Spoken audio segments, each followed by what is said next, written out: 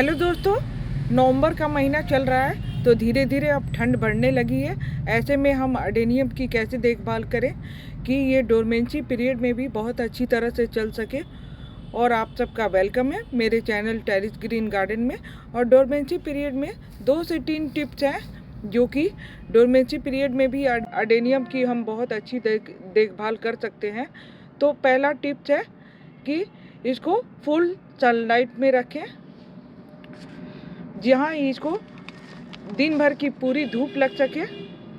और कहीं आप ऐसा तो नहीं कर रहे हैं कि दिन भर इसको फुल सनलाइट में रख रहे हैं और फिर रात को किसी शेडी एरिया में रख देते हैं, तो प्लांट डिस्टर्ब हो जाएगा। अगर आप खुले आसमान के नीचे इसको रख रहे हैं तो उसे खुले आसमान के नीचे ही रहने दें, नहीं तो प्लांट डिस्टर्ब होने का चांस रहता है। इसको और दिन भर इसको फुल सनलाइट में रहने दें। दूसरा टिप्स ये है कि आप इसे पानी कम से कम दें। अगर आप बिगिनर हैं तो 15 दिन में एक बार दें। अगर आपने प्लांट को 2 से 3 साल अपने यहाँ रखा है तो फिर हफ्ते में एक बार दें। इससे कुछ लोग पानी पाइप से देते हैं, जिससे कि ये प्लांट रूट रॉट होने का समस्या रहता है और इसकी जड़ें खराब हो सकती है, जड़ें सड़ जाएंगी और आपको पता भी नहीं चलेगा कि प्लांट कब खराब हो गया है और अंदर ही अंदर सड़ता चला जाएगा। आप पाइप से पानी मत दीजिए, किसी कंटेनर या मग से दीजिए। थोड़े थोड़े पानी दे सकते हैं जिससे इसका कोडेक्स खराब ना हो। दोस्तों, अभी इस समय अडेनियम के प्लांट के पत्तियां सारी झड़ रही हैं, तो इस समय ये डोरमेंसी के पीरियड में ये सारी पत्तियों को गिरा देता है और फिर फरवरी में नई ग्रोथ स्टार्ट हो जाती है। तो ये सारे प्लांट के साथ ऐसा ही होता है कि इस समय अपने सारे पत्तियों को गिरा देता है और फिर फरवरी में न्यू ग्रोथ स्टार्ट हो जाती है। ये कर सकते हैं दोस्तों कि इस समय अडेनियम प्लांट पर कोई कटिंग या प्रूनिंग नहीं कर सकते हैं, क्योंकि ये नवंबर के समय में इसके धीरे धीरे ये डोरमेंसी में चला जाता है। और जब डोरमेंसी में चला जाता है तो किसी भी प्लांट में कटिंग या प्रूनिंग नहीं करी जाती है उस समय, खासकर ये अडेनियम प्लांट पे। हम ये कर सकते हैं दोस्तों कि अगर आपके अडेनियम में अगर थोड़ी थोड़ी फ्लावरिंग हो रही है, जैसे मेरे ये अडेनियम में ये देखिए बड्स बने हुए हैं और ये फ्लावर खिलेगा, तो इसी तरह अगर आप में भी अगर बड्स बना हुआ है या फ्लावरिंग हो रही है अभी थोड़ी थोड़ी, तो आप उसमें तब पर भी आप उसमें हैवी फर्टिलाइज़र मत दीजिएगा। अगर दे सकते हैं तो सीवीड के दाने थोड़े से दे सकते हैं। जैसे ये सीवीड के दाने हैं जो कि आपको ऑनलाइन या एग्रीकल्चर शॉप पे मिल जाएगा, और इसको आप थोड़े थोड़े अडेनियम प्लांट पर इस तरह से किनारे किनारे ऐसे किनारे किनारे थोड़े से दे सकते हैं।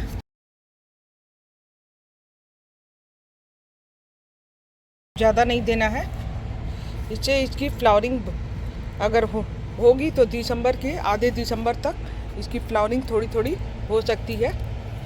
इस समय अडेनियम पर कोई हैवी फर्टिलाइज़र नहीं दीजिएगा, जैसे वर्मी कंपोस्ट या गोबर का खाद कुछ भी नहीं देना है।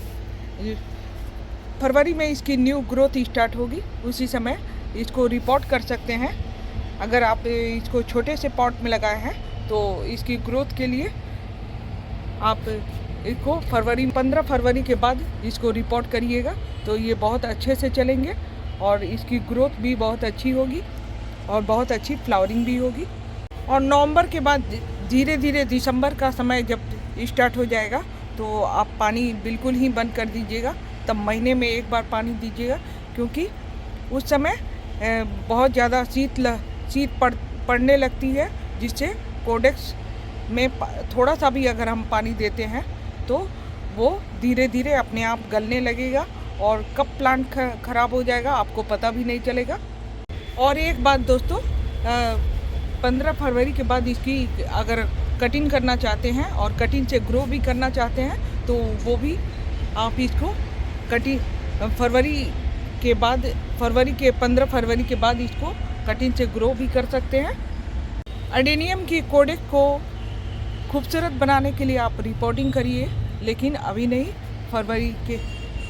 15 फरवरी के बाद इसको आप रिपोर्टिंग भी कर सकते हैं। रिपोर्टिंग करने से इसका प्रोडक्ट बहुत ही खूबसूरत बनता जाता है और इसकी ग्रोथ भी बहुत अच्छी होगी। और फर्टिलाइज़र के रूप में आप सीवीड के दाने या 0050 इसको एक चुटकी दे सकते हैं, एक चुटकी के बराबर दे सकते हैं, ज़्यादा नहीं देना है क्योंकि वो केमिकल फर्टिलाइज़र है और सीवीड के दाने ऑर्गेनिक है, तो बस एक चुटकी के बराबर इसको दे सकते हैं। प्लांट के किनारे किनारे दे सकते हैं। ज़्यादा फर्टिलाइज़र देने से भी इसकी फ्लावरिंग रुक जाती है और अच्छे से फ्लावरिंग नहीं करेगा। फिर पोटास वगैरह अगर आप ज़्यादा इसको देते हैं तो भी इसकी फ्लावरिंग रुक जाएगी। एडेनियम अच्छी ग्रोथ के लिए सॉइल मीडिया अच्छी बनानी चाहिए। जैसे हम 20% सैंड ले लेंगे और 10% वर्मी कंपोस्ट और 10% सिंडर का मात्रा ले लेंगे। जैसे सिंडर आपको ऑनलाइन मिल जाएगा उसको, या फिर इस तरह से जो बजड़ी होता है जो कि कंस्ट्रक्शन में काम आता है, इस तरह से आप ले सकते हैं और इसको सॉइल मीडिया में मिला के अच्छी सॉइल मीडिया बनाकर इसको रिपोर्ट करिए तो बहुत अच्छी तरह से चलता है। और सॉइल की मात्रा ना ही लें तो अच्छा है, क्योंकि सॉइल से अगर पानी उसके जड़ों में रुकता है तो एडेनियम पूरी तरह से ख़राब होने का चांस रहता है और जड़ें अंदर ही अंदर सड़ जाएंगी। और रेनी सीजन में बहुत ही ज़्यादा खतरा हो जाता है, क्योंकि हम एडेनियम को खुले आसमान के नीचे रखते हैं, जिसके कारण एडेनियम पूरे जब बरसात का समय होता है तो पूरा एडेनियम हमारा भीगता रहता है, जिसकी वजह से रूट रॉड ख़राब हो सकता है और उसकी जड़ें पूरी तरह से सड़ जाएगी। इसलिए आप सॉइल की मात्रा सॉइल मीडिया में ना मिलाएं तो अच्छा रहेगा। ये रही दोस्तों एडेनियम प्लांट की जानकारी, और कैसी लगी ये आपको जानकारी प्लीज़ कमेंट करके बताइएगा। और वीडियो अच्छी लगे तो एक लाइक कर दीजिएगा, और मेरे चैनल पर पहली बार आए हैं तो प्लीज़ लाइक शेयर सब्सक्राइब कर दीजिएगा और बेल आइकन को भी प्रेस कर दीजिएगा, ताकि आने वाली कोई भी वीडियो की नई नोटिफिकेशन आपको मिलती रहे। और इसी के साथ ही happy gardening. Thanks for watching my video. Bye bye friends.